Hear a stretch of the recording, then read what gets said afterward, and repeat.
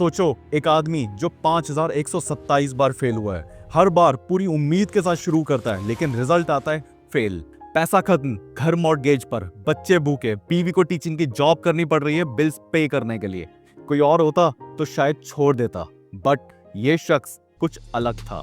ये है ब्रिटेन का 5वां सबसे अमीर आदमी, जिसकी नेटवर्थ 23 बिलियन यूरोज है। इसके नाम पर प्रोडक्ट्स पूरी दुनिया में बिकते हैं। यह है जेम्स डायसन की कहानी, फेलियर से बिलियनर तक का सफर। चलिए जानते हैं इस शख्स के बारे में और शुरुआत से शुरू करते हैं। नॉर्फलॉक, इंग्लैंड, 1956। 9 साल का जेम्स डायसन अपने घर पे आता है, लेकिन घर पे आते ही उसकी पूरी दुनिया बदल जाती है। उसके पिता, जिनकी उम्र सिर्फ 43 इयर्स थी, कैंसर से मर चुके होते हैं। बचपन में ही जेम्स डायसन ऑर्फन हो गए थे। एक तरफ उनका दिल टूटा हुआ था, दूसरी तरफ उनका पूरा परिवार पेनीलेस हो गया था। पढ़ाई तो दूर, खाने तक के पैसे नहीं बचे थे। पर एक चीज थोड़ी अच्छी हुई, उनका स्कूल था ग्रेशम स्कूल। ये स्कूल जेम्स और उनके भाई को एजुकेशन कंटिन्यू करने के लिए स्कॉलरशिप देता है, फुल फ्री एजुकेशन। ये जेम्स की जिंदगी के लिए एक बहुत बड़ा मील का पत्थर था। इन सब सर्कमस्टांसेस ने और बोर्डिंग स्कूल की इस स्कॉलरशिप ने जेम्स को एक चीज सिखाई, रेजिलियंस। वो लॉन्ग डिस्टेंस रनिंग करा करते थे और जेम्स बचपन से ही एक बात बोला करते थे, when you are hurt like crazy, when you are about to give up, that's the exact moment, put more efforts because success is around the corner. उस दौर में स्कूल्स के अंदर क्रिएटिविटी को बढ़ावा नहीं दिया जाता था। उनके हेडमास्टर ने उनको एक काम दिया, instead of doing that work in a booklet, James ने क्रॉस डिजाइन कर लिया। उनके हेडमास्टर ने काफी गुस्सा किया उनके ऊपर। यहाँ पे जेम्स ने एक बात सीखी थी कि अगर आपको इन्वेंटर बनना है, अगर आपको इनोवेटर बनना है, तो हमेशा ट्रबल आपके दरवाजे पे खड़ा रहेगा। बाद में जेम्स का इंटरेस्ट आर्ट और डिजाइन की तरफ हुआ। उन्होंने बड़े होकर London royal school of art के अंदर एडमिशन ले लिया, फर्नीचर डिजाइन वाले कोर्स के अंदर। और इसी कॉलेज के अंदर उन्होंने इंजीनियरिंग और आर्ट को कंबाइन करना सीखा। उनके मेंटर ने उनको एक चीज बोली थी, आर्ट और साइंस को कंबाइन करा जा सकता है। 1970 में पहला जॉब मिला रोटरोक मरीन के अंदर। उनके बॉस जेरेमी फ्राई ने उनको एक काम सौंपा, सी ट्रक बनाने के लिए। सी ट्रक एक फ्लैट बॉटम लैंडिंग ट्रक होता है, और ये ट्रक, ये डिजाइन इतना सक्सेसफुल हुआ था कि 1973 के फेमस यौम किपर वॉर में इजिप्शियन आर्मी ने इस ट्रक को इस्तेमाल किया था सुएज कनाल को पार करने के लिए। 1974 में जेम्स ने जॉब छोड़ी और एक बिजनेस शुरू किया अपनी सिस्टर और अपने ब्रदर इन लॉ के साथ। अब प्रोडक्ट था बॉल बैरो। व्हील बैरो तो आपने देखा ही होगा, ये कुछ ऐसा दिखता है। व्हील बैरो के साथ एक सीरियस इशू था, जब भी गार्डन में आप काम करते हो तो इसका आगे का पहिया कीचड़ या मड में धंस जाता है।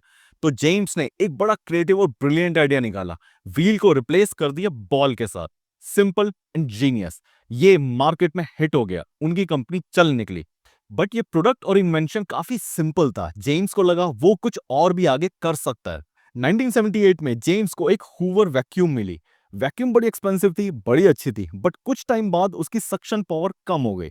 आउट ऑफ क्यूरियोसिटी जेम्स ने जब उसको खोल के देखा तो उसने देखा कि जो उसका वैक्यूम बैग होता है वो क्लॉग हो गया था। उसके जो होल्स थे वो बंद हो गए थे, चोक हो गए थे। और जेम्स को लगा ये तो चीटिंग है, मैंने पैसे पूरे दिए हैं, मेरे को जो प्रोडक्ट मिला है इसकी टाइम के साथ परफॉर्मेंस गिरती जाती है, अब मेरे को एक नया बैग खरीदना पड़ेगा, उसमें दोबारा पैसे देने पड़ेंगे, ये तो सरासर चीटिंग है। इसी थॉट के साथ जेम्स एक दिन अपनी बॉल बैरो फैक्ट्री के अंदर था। वहां पर एक सॉमिल के अंदर उन्होंने 30 फुट ऊंचे कॉनिकल टावर को देखा, जो साइक्लोन की हेल्प से हवा को डस्ट से अलग करता था। तभी जेम्स को आइडिया आया, जब ये सॉमिल के अंदर काम कर सकता है तो क्या मैं इसी प्रिंसिपल को वैक्यूम के अंदर लगा सकता हूं। आइडिया एकदम सिंपल था, किसी बैग की जरूरत नहीं है, बल्कि साइक्लोन की मदद से पार्टिकल्स हवा से अलग हो जाएंगे और किसी बैग की जरूरत नहीं पड़ेगी और कभी भी आपके वैक्यूम की परफॉर्मेंस नीचे नहीं जाएगी। आइडिया जितना सिंपल था, एग्जीक्यूशन एक नाइटमेयर था। 1979 में जेम्स ने एक कंपनी रजिस्टर करी, डायसन इंटरनेशनल लिमिटेड। पैसे के लिए उनके पास एक छोटा सा इन्वेस्टर था, बॉल बैरो कंपनी के पैसे थे, प्लस उन्होंने अपना घर मॉर्गेज पे कर लिया था। इमेजिन करिए, उस घर के अंदर 2 बच्चे रहते थे, वाइफ थी जो टीचिंग की जॉब कर रही थी। ये बहुत बड़ा रिस्क था जो जेम्स ने उठाया था। उनकी वाइफ ने उनको खुल के सपोर्ट किया और यहां से जेम्स की 5 साल और 5127 प्रोटोटाइप्स की जर्नी शुरू होती है। 15th प्रोटोटाइप तक उनके तीसरे बच्चे का जन्म हुआ। 2627 प्रोटोटाइप तक जेम्स और उनकी वाइफ घर में पेनीज गिन रहे थे। 3727 प्रोटोटाइप तक जेम्स की वाइफ को एक्स्ट्रा क्लासेस लेनी पड़ रही थी और ज्यादा पैसे कमाने के लिए। इमेजिन करिए, हर दिन फेलियर, घर में पैसे नहीं है, फिर भी बंदा एक्सपेरिमेंट्स पर लगा हुआ है, अपने प्रोडक्ट के अंदर लगा हुआ है, और हर प्रोटोटाइप का एक ही रिजल्ट आता है, फेलियर। जेम्स ने फेमसली एक बात बोली थी, हर फेलियर मुझे यह बताता है कि क्या चीज नहीं करी जा सकती, क्या प्रोटोटाइप काम नहीं करेगा। फाइनली 5127 प्रोटोटाइप्स के बाद जो प्रोटोटाइप आया वो सक्सेसफुली काम कर रहा था। जेम्स ने ये प्रिंसिपल, ये फॉर्मूला तोड़ लिया था। इतने बड़े टॉवर को उन्होंने एक वैक्यूम के अंदर पैक कर दिया था। साइक्लोनिक सेपरेशन परफेक्टली काम कर रहा था। जेम्स ने इसको नाम दिया जी फोर्स।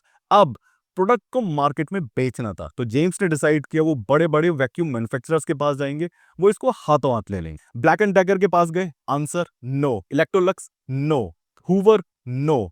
सबने उठा के इनके प्रोडक्ट को रिजेक्ट कर दिया इनके फेस के ऊपर। क्यों? क्योंकि इन कंपनीज का जो बिजनेस मॉडल था वो वैक्यूम नहीं था, वो वैक्यूम के अंदर के बैग थे जो कस्टमर्स को बार बार जिनकी जरूरत पड़ती थी। और जेम्स का जो बैगलेस वैक्यूम था वो इनके पूरे बिजनेस मॉडल को हिला रहा था। एंड नंबर 2, जेम्स के डिजाइन के अंदर ट्रांसपेरेंट केस था जिसके अंदर आप डस्ट को देख सकते थे। इन कंपनीज को लगा कि हमारे कस्टमर्स डस्ट को देखना शायद पसंद नहीं करेंगे। जेम्स तकरीबन बैंकरप्ट हो गया था, और इसी के साथ कुछ छोटे मैन्युफैक्चरर्स इनके डिजाइन की गंदी कॉपी कर रहे थे। उनके केसेस भी जेम्स को कोर्ट में लड़ने पड़ रहे थे, उसके अंदर भी पैसा जा रहा था। जेम्स बैंकरप्ट हो भी रहे थे और उनके ऊपर लोन भी होता जा रहा था। फिर 1986 में एक Japanese company apex limited interest दिखाती है। जेम्स फटाक से इस कंपनी के लिए हाँ कर देते हैं। ये कंपनी जापान में जी फोर्स को लॉन्च करती है पिंक कलर के अंदर, और ये जापान में जाते ही हिट हो जाता है। उस टाइम जापान में ये $2000 का बिक रहा था। जापान में ये एक स्टेटस सिंबल बन गया था। इसका मिनिमलिस्ट डिजाइन, ट्रांसपेरेंट डिजाइन और बैगलेस डिजाइन लोगों को भा गया था। ये कंपनी जेम्स को हर प्रोडक्ट जो जापान में बिक रहा था उसके बदले कुछ रॉयल्टी दे रही थी। फाइनली जेम्स के पास पैसा आना शुरू हो गया था। जेम्स ने अपना लोन चुकाया, अपना घर छुड़वाया और डिसाइड कर लिया अब मुझे एक एम्पायर बनानी है। 1993 में इंग्लैंड में जेम्स ने अपनी फैक्ट्री शुरू करी। इंग्लैंड के अंदर मैन्युफैक्चरिंग शुरू करी डायसन वैक्यूम्स की, और इनका पहला प्रोडक्ट था DC01 जो यूके मार्केट में लॉन्च करा गया। और इसकी पंच लाइन थी से गुड बाय टू बैग्स, यानी ये पंच लाइन सीधा हिट कर दी थी इनके कॉम्पिटिटर्स के बिजनेस मॉडल के ऊपर। टीवी कमर्शियल्स के अंदर जेम्स खुद आते थे, खुद एक्सप्लेन करते थे, टेक्नोलॉजी समझाते थे और लोगों को इसके बेनिफिट्स बताते थे। धीरे धीरे 2 साल के अंदर इंग्लैंड का सबसे ज्यादा बिकने वाला वैक्यूम डायसन बन चुका था। कॉम्पिटिटर्स हैरान रह गए। अब वही कॉम्पिटिटर्स इनके प्रोडक्ट की कॉपी बनाने में लगे हुए थे, लेकिन जेम्स इनको माफ करने के मूड में नहीं थे। हर कंपनी को जेम्स ने कोर्ट में घसीटा और इनसे पैसे लिए। हूवर को कोर्ट में घसीटा, इनसे 4 मिलियन यूरोज लिए थे। 2002 में डायसन यूएस मार्केट में एंटर हुआ और 2005 तक यूएस का मार्केट लीडर बन चुका था। इसके बाद जेम्स का रुकने का प्लान नहीं था। यहां से जेम्स की जर्नी शुरू होती है। 2006 में डायसन ने लॉन्च किया air blade hand dryer. 12 second में हवा से पानी साफ कर देता है। 2009 में air multiplier, fan without blades. लोगों ने ऐसा डिजाइन पहली बार देखा था। 2016 में सुपरसोनिक हेयर ड्रायर। लोगों ने ये प्रोडक्ट, ये टेक्नोलॉजी पहली बार ऑब्जर्व करी थी। 2020 में air purifiers, headphones and what not, her category में ये लीडर बनते जा रहे थे। कंपनी का 20% रेवेन्यू आज भी डायसन रिसर्च एंड डेवलपमेंट के ऊपर इन्वेस्ट करता है। हर महीने 8 मिलियन यूरोस रिसर्च के ऊपर इन्वेस्ट करे जाते हैं। डायसन के पास 6000 से ज्यादा पेटेंट्स हैं उनके खुद के नाम। 2023 में डायसन का रेवेन्यू था 7.1 बिलियन यूरोस और प्रॉफिट था 1.4 बिलियन यूरोस। 80 से ज्यादा देशों में डायसन के प्रोडक्ट्स लोग इस्तेमाल करते हैं। डायसन के प्रोडक्ट्स आज की डेट में स्टेटस सिंबल से कम नहीं है। जेम्स डायसन की नेटवर्थ 23 बिलियन यूरोज है। ब्रिटेन के 5वें सबसे अमीर आदमी है।